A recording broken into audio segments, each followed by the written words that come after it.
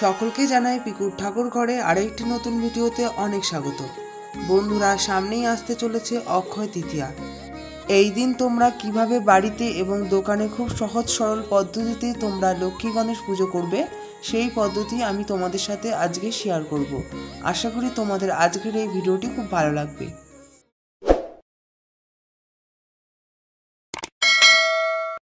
বাংলার বৈশাখ মাসের শুক্লাপক্ষের তৃতীয়া তিথিতে হলো অক্ষয় তৃতীয়া পালন করা হয়। এটি একটি বাঙালিদের কাছে অত্যন্ত একটি বিশেষ দিন। এই অক্ষয় তৃতীয়া করার যে কোনো শুভ কাজ করার আগে অক্ষয় তৃতীয়ার দিন লক্ষ্মী এবং গণেশ পুজো করাই হলো অক্ষয়, যা সারা জীবন অক্ষয় হয়ে থাকবে।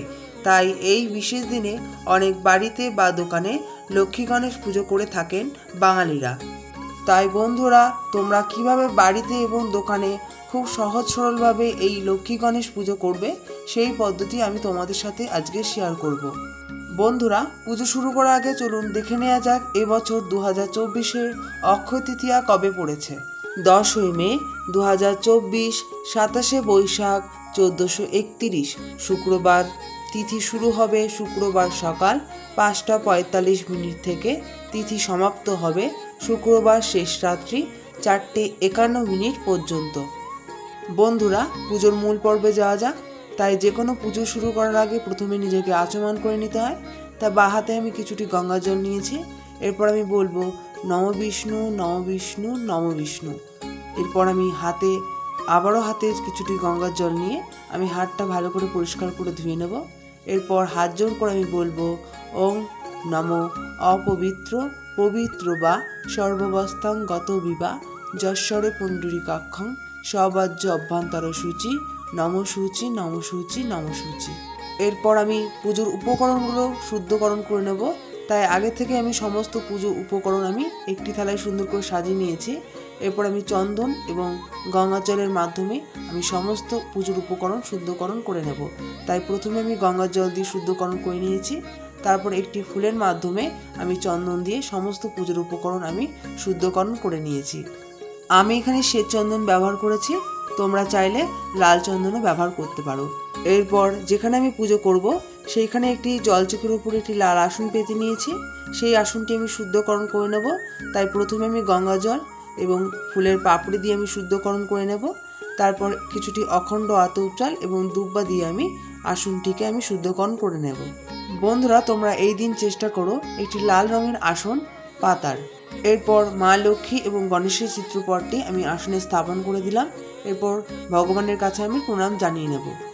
এরপর আমি পুজো শুরু করার আগে প্রথমে একটি প্রদীপ প্রজ্বলন করব এবং একটি ধূপকাঠি প্রজ্বলন করে নেব।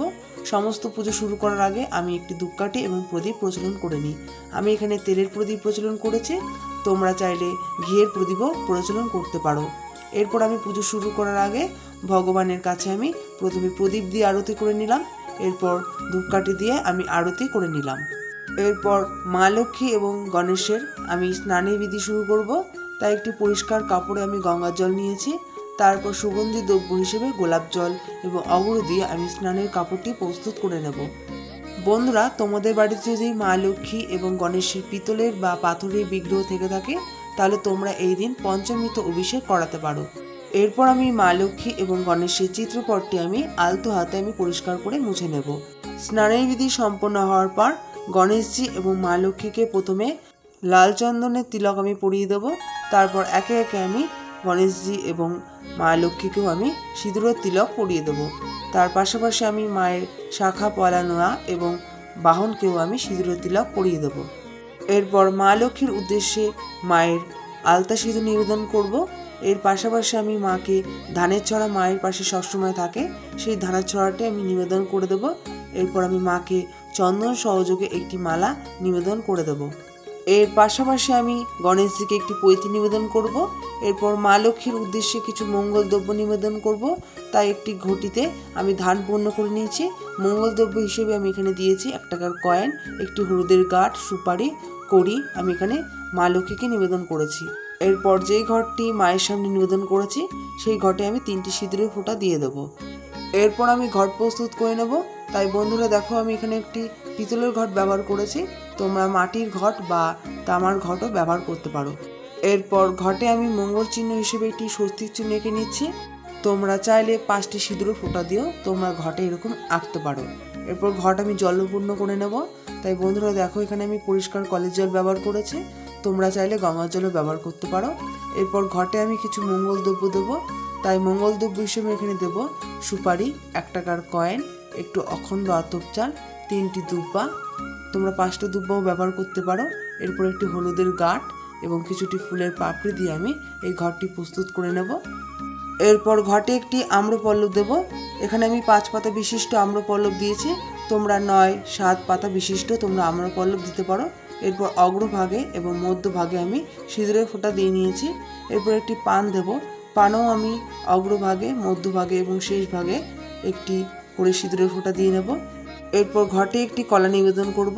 তোমরা চাইলে শীষযুক্ত ডাব বা সুপারি দিয়েও ঘট পাততে পারো। এরপর মায়ের সামনে যেখানে আমি ঘট পাতবো সেখানে আগে থেকে আমি আলপনা দিয়ে রেখেছি।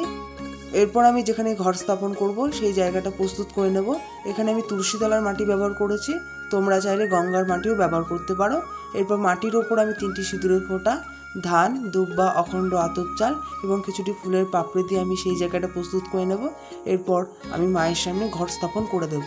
এরপর ঘটে আমি ঘটোচ্ছাদন হিসেবে একটি চিলি গামছা আমি নিবেদন করেছি, তোমরা ঘটে গামছাও নিবেদন করতে পারো। এবং ভগবানের সামনে জলশঙ্খ নিবেদন করতে হয়, তাই জলশঙ্খ আমি প্রস্তুত করে আমার বাঁ দিকে এবং ভগবানের ডান দিকে ঘটের পাশে আমি স্থাপন করে দেব। এরপর প্রথমে আমি গণেশজির পুজো করে নেব। তাই হাতে লাল চন্দন সহযোগী দুব্বা এবং ফুল নিয়ে আমি গণেশজির উদ্দেশ্যে 3বার পুষ্পাঞ্জলি দিয়ে নেব। তাই হাত জোর করে আমি বলবো ওং গাং গণেশায় নমঃ। এই মন্ত্রটি 3বার পাঠ করে আমি ভগবান গণেশজির চরণে আমি 3বার পুষ্পাঞ্জলি দিয়ে নেব। তোমরা চেষ্টা করো এই দিন মা লক্ষ্মী এবং গণেশকে জলপদ্ম নিবেদন করা। আমি এখানে স্থলপদ্ম নিবেদন করেছি, তোমরা জলপদ্ম নিবেদন করতে পারো। এরপর গণেশজির উদ্দেশ্যে একটি দুব্বার গাঁট নিবেদন করব। আমি যেহেতু চিত্রপটে পুজো করছি তাই গণেশজির বাঁ হাতে দিলাম, তোমরা যদি বিগ্রহতে পুজো করে থাকো তাহলে গণেশজির ডান হাতে এরকম দুব্বার গাঁট করে তোমরা গণেশজির হাতে নিবেদন করে দেবে। গণেশজির চরণে আমি পুষ্পাঞ্জলি দেওয়ার পর আমি গণেশজিকে প্রণাম জানিয়ে নেব। এরপর মা লক্ষ্মীর উদ্দেশ্যে আমি পুষ্পাঞ্জলি দিয়ে নেব।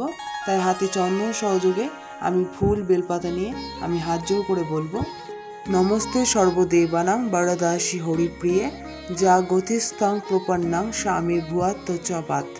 এই মন্ত্রটি আমি 3বার পাঠ করে মা লক্ষ্মীর চরণে আমি পুষ্পাঞ্জলি দিয়ে নেব। এরপর মা লক্ষ্মীকে আমি প্রণাম জানিয়ে নেব। প্রণাম মন্ত্রটি হলো ওং বিশ্বরূপাস্য ভার্যাসী পদ্মে পদ্মালয়ে শুভে সর্বত্র পাহিমাং দেবী মহালক্ষ্মী নমস্তুতে। এই মন্ত্রটি পাঠ করে আমি মা লক্ষ্মীর উদ্দেশ্যে প্রণাম জানিয়ে নেব। এরপর মা লক্ষ্মী এবং গণেশের আসনটি আমি সুন্দর করে ফুল দিয়ে সাজিয়ে তুলব। বন্ধুরা, তোমরা এই দিন চেষ্টা করো মা লক্ষ্মী এবং গণেশকে তাদের প্রিয় কিছু ফুল নিবেদন করার এবং তাদের সুন্দর করে সাজিয়ে তোলার। বন্ধুরা, তোমরা যদি খুব সামান্য উপকরণের দোকানে বা বাড়িতে গণেশ লক্ষ্মী পুজো করতে চাও তাহলে এরকম পদ্ধতিতে তোমরা পুজো পাঠ করতে পারো, এতে ভগবান অত্যন্ত সন্তুষ্ট হবে। বন্ধুরা, মা লক্ষ্মী এবং গণেশকে আমি কিছু মঙ্গল দ্রব্য নিবেদন করব।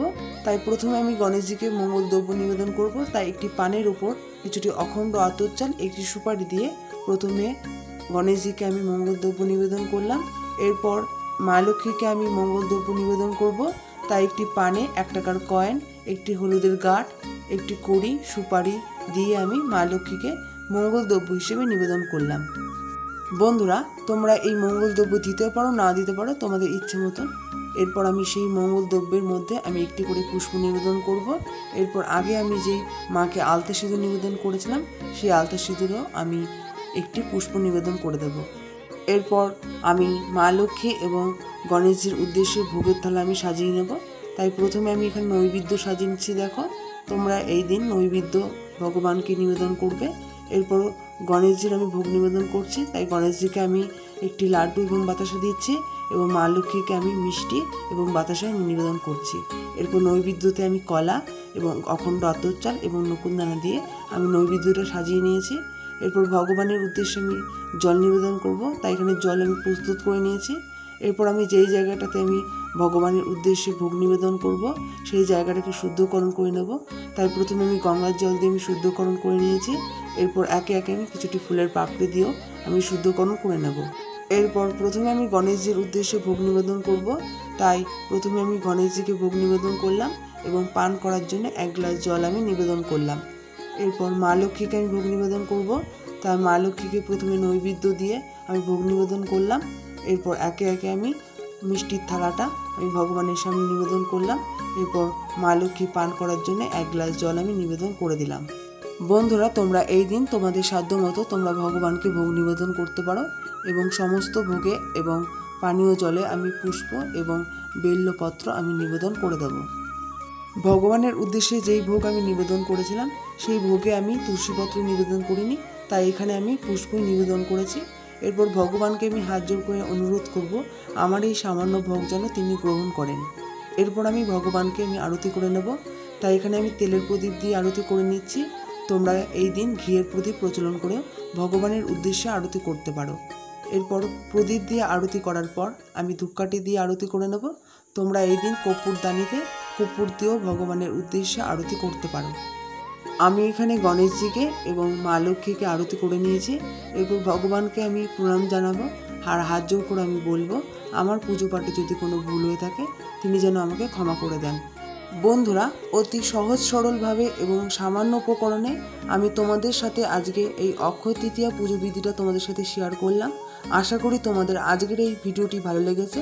যদি ভালো লেগে থাকে তাহলে প্লিজ একটি লাইক করে দিও। আর তোমরা যদি চ্যানেলে নতুন হয়ে থাকো তাহলে চ্যানেলটিকে সাবস্ক্রাইব করে আমার পাশে থাকার অনুরোধ রইল। আর যারা আগের থেকে আমার বন্ধু হয়ে রয়েছে তাদেরকে অসংখ্য ধন্যবাদ আমার পাশে এভাবে থাকার জন্যে। বন্ধুরা, তোমরা যারা আমার ভিডিওটি পুরোটি দেখেছো তাদেরকে অসংখ্য ধন্যবাদ। তাই আজকের ভিডিওটি আমি এখানেই শেষ করছি। দেখা হচ্ছে পরের ভিডিওতে। ধন্যবাদ।